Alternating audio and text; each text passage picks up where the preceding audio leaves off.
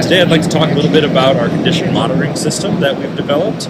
More and more our customers are asking, is there any way that we can get our products to maybe tell us a little bit more about what their conditions are or if there might be failing anytime soon.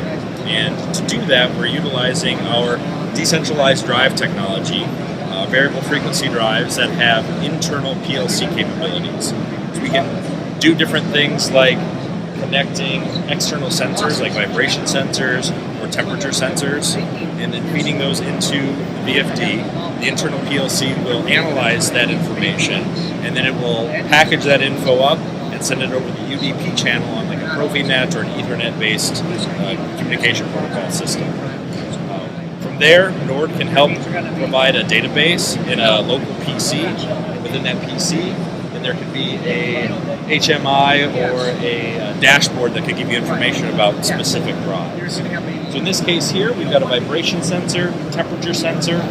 Within the drive, we have a PLC that can also monitor the temperature of the gearbox, of the motor, and also monitor the current to help predict what the oil life, remaining oil life might be. So here we see that we've got a lot of time left in this one, not very heavily loaded. So in this example, we've got a mock conveyor system here, and you could click on any of these items, but in this case we'll look at this device right here, and these are the type of information that we're sending over that UDP channel.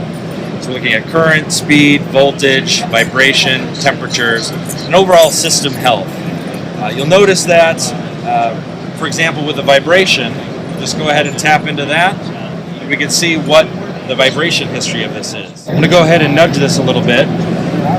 We see here with that nudge, I've exceeded a certain threshold. If I nudge a little bit harder, now it's saying, okay, this could really be a problem.